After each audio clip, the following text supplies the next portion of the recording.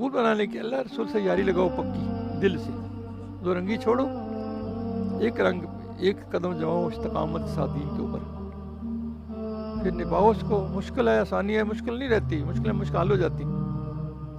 اللہ اتنی طاقت پیدا کر دے آپ کو روحانی طور پہ, تب ہاتھ اٹھاؤ, اللہ کی دعا قبول کر. جب ایسے کام کریں گے پھر ہی ہوگا نا. جی نام نور بری اکھا تو نہیں, یعنی کام الٹے کرنے تو پھر کہنا میں مقرب بن جاؤں, ایسے کیسے ہوتا ہے؟ مقرب بننے کے لیے اللہ خوف چاہیے, عشق مصطفیٰ چاہیے, اور نعمتوں کا شکر چاہیے, اور مصائب پر صبر چاہیے. جب یہ نہیں کرتا پھر اللہ اس کو گرفت کرتا, اس کی سخت.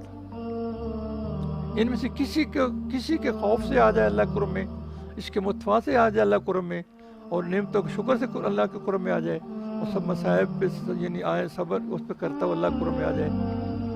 وہ تکلیف جو اللہ قریب کر دے وہ ناز و نعمت مال سے اچھی ہے جو اللہ سے دور کر دے.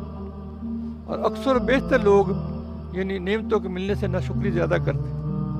پھر قدر صبر کرنا قدر آسان ہے, اللہ تو شکر کرنا قدر مشکل ہے. بہت سے لوگ نعمتوں کو ہضم نہیں کر سکتے, اس لیے اپنے پہلے صلاحیت پیدا کرو نعمت کو حاصل کر کے اس کو استعمال صحیح کرنے کی.